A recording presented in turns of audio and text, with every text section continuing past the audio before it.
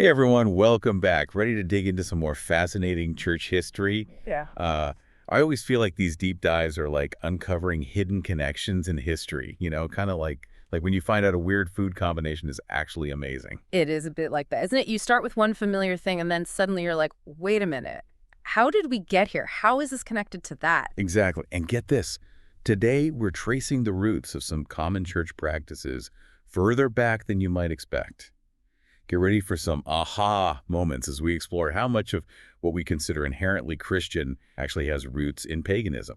It's remarkable when you think about it how these different cultural and religious influences intertwine throughout history. It really is. So to set the stage, we need to rewind all the way back to the early church. I'm talking about the first few centuries after Jesus.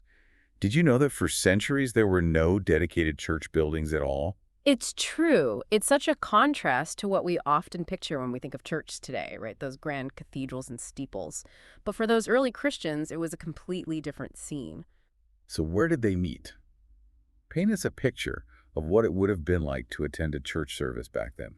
Picture this: small groups of believers gathering in homes. They're sharing meals, studying scriptures, and praying together. It was very much a decentralized movement with a strong emphasis on community and shared experience. And sometimes they even met in catacombs. Catacombs. You mean like the underground burial tunnels? That's a far cry from padded pews and stained glass. It is. But those catacombs weren't just burial places for them. They were seen as sacred spaces, places where they felt a tangible connection to those who had gone before them in faith. Wow, that's a powerful image. So what caused the shift? When did Christianity go from these intimate gatherings in homes and catacombs to the grand church buildings we often see today? Well, a pivotal moment came in the 4th century with Emperor Constantine. Now, Constantine didn't invent Christianity, as some might think, but his conversion and subsequent support for the religion was a game changer. So he's kind of like the ultimate influencer. Suddenly, Christianity had the emperor's stamp of approval. Exactly. And with that came a huge influx of new converts. Christianity went from being a persecuted minority to the dominant religion of the Roman Empire practically overnight. And that meant they needed bigger, more permanent spaces to worship. Makes sense. But wouldn't they have wanted to distance themselves from anything associated with their previous persecution, Wow. including the places where they worshipped in secret? You'd think so, right? But here's where things get really interesting. While Constantine promoted Christianity, he didn't order the wholesale destruction of pagan temples. In fact, some of them were repurposed as churches. Whoa, hold on. So they were basically holding Christian services in buildings formerly dedicated to pagan gods. Talk about awkward inheritance. It makes you wonder, did they just try to blend those existing rituals and traditions into Christianity? That's the million-dollar question, isn't it?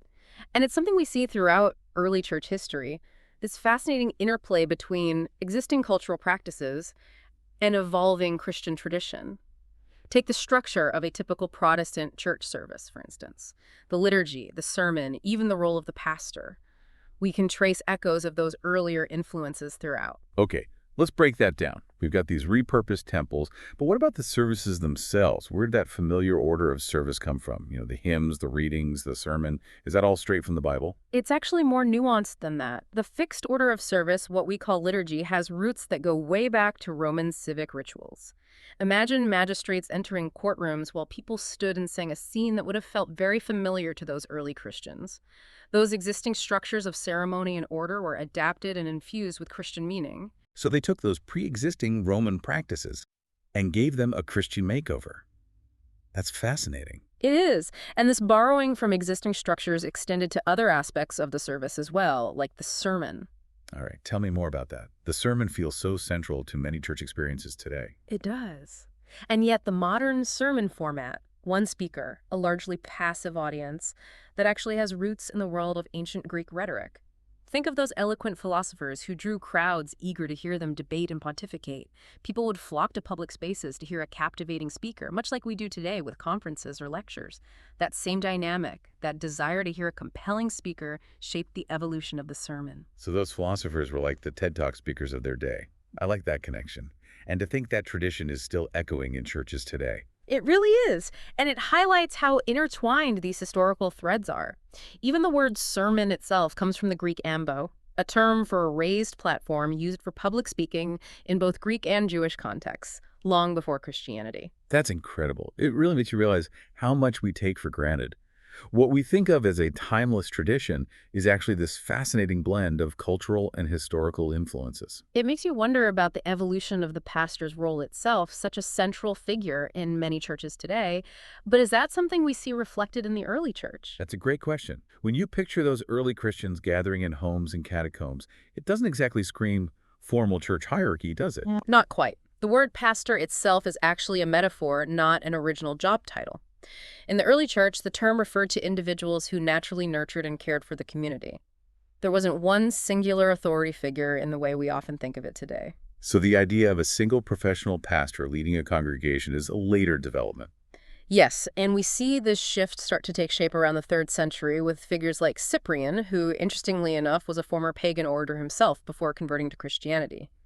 He played a significant role in shaping the concept of a divinely appointed leader acting as a mediator between God and the people, a concept that would later evolve into the more formalized role of the pastor as we know it today. It's like we keep circling back to this fascinating blend of pagan influence and evolving Christian practice.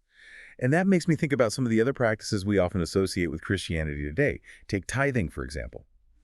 It's something I've heard debated a lot, with some people adamant that it's a requirement for Christians. What are the historical roots of tithing?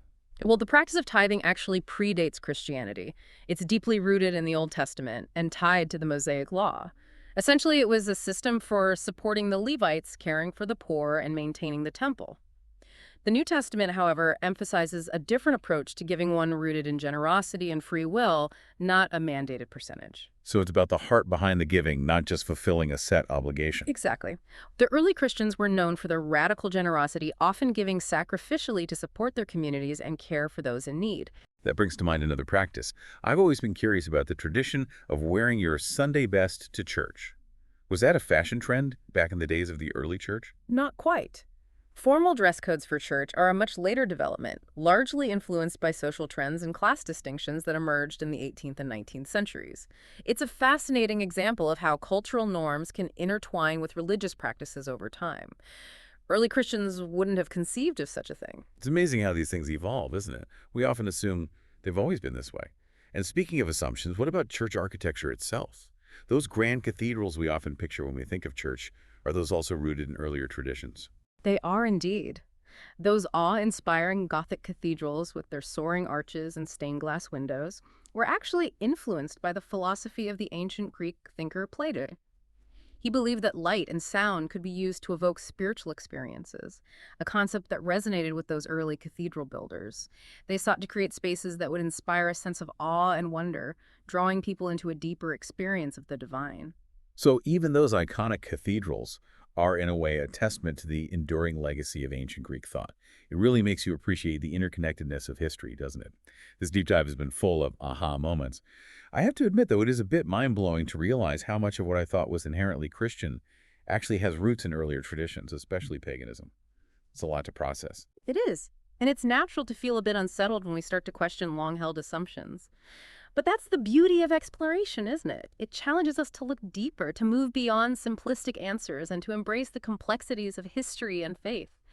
Remember, this isn't about judgment or discarding traditions. It's about cultivating a sense of curiosity and understanding.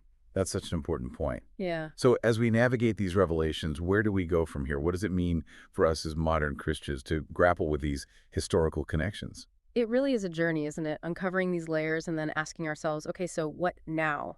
What does this mean for how we understand and live out our faith today? It's like we've been handed all these puzzle pieces, and now we have to figure out how they fit together. And speaking of big picture questions, I'm curious about how these historical developments have shaped our understanding of salvation. It's such a core concept in Christianity, but has our understanding of it always been the same? That's a great question. It's interesting to look at how even the language we use to talk about salvation has evolved. Take the phrase personal savior, for example. It's a common way to describe Jesus in many Christian circles today. But is that a concept we find explicitly in the New Testament? That's a good point. I've heard that phrase countless times, but now that you mention it, I'm not sure I've ever seen it phrased exactly that way in the Bible. It's a fascinating example of how our understanding of these theological concepts can be shaped by cultural and historical influences. While the New Testament definitely emphasizes the importance of Jesus' sacrifice and the possibility of a personal relationship with him, the idea of a personal savior, as we often use it today, gained traction much later, particularly during the revivals of the 18th and 19th centuries. So how did that shift in emphasis come about? Well, during that time period, there was a growing emphasis on individual experience in Protestant Christianity. Conversion experiences, often taking place during these emotionally charged revival meetings, became central to how many people understood and talked about their faith. So it sounds like a shift from a more communal understanding of faith to a more individualistic one. Exactly. And this individualistic focus also ties back to those changes we've been talking about: the rise of the professional pastor, the structured Sunday service, the emphasis on preaching to a more passive audience. All of these developments reflect that move towards a more individualized approach to faith. So then how do we reconcile these different understandings of salvation, the individual and the communal? It's not about choosing one over the other, but recognizing the importance of both. While the New Testament emphasizes personal transformation and a relationship with Jesus, it also highlights the vital role of community, being part of a body of believers who support and challenge each other. It's about holding those two aspects in tension, the personal and the communal. That makes a lot of sense. And it makes me wonder how this evolving understanding of faith, particularly that shift towards individualism, has impacted the way we approach Christian education. That's a great observation. The evolution of Christian education is a fascinating story in itself. When we look at the early church, there wasn't a formalized system of education in the way we think of it today. Discipleship was much more organic. It happened through shared life mentorship and hands-on experience. So where did things like Sunday school and seminaries come from? Believe it or not, Sunday school as we know it originated in 18th century England, not primarily as a form of religious instruction, but as a way to provide basic education to impoverished children who worked long hours during the week. Wow, I had no idea. So how did it become so intertwined with religious education? Well, as the Sunday school movement spread, particularly to the United States, it gradually became more focused on teaching children about the Bible and Christian doctrine. And with that growing emphasis on individual conversion experiences, Sunday school became seen as a vital tool for evangelism and discipleship, a way to impart knowledge and encourage those personal faith decisions. And what about seminaries and Bible colleges? Where do they fit into this historical evolution? They too reflect that similar trend towards formalizing religious education. While their roots can be traced back to those cathedral schools of the Middle Ages, which focused on training clergy, the modern seminary, with its emphasis on academic rigor and theological study, emerged much later. So we've gone from this model of organic discipleship in the early church to a highly structured system of religious education with Sunday schools, Bible colleges, and seminaries. It makes you wonder, what are the implications of that shift, both positive and potentially challenging?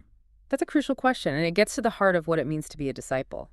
Formal Christian education can be incredibly valuable. It equips individuals with knowledge, critical thinking skills, and a deeper understanding of their faith. However, it's crucial to make sure it doesn't become a barrier to entry, creating a divide between those who are educated and those who aren't. Right.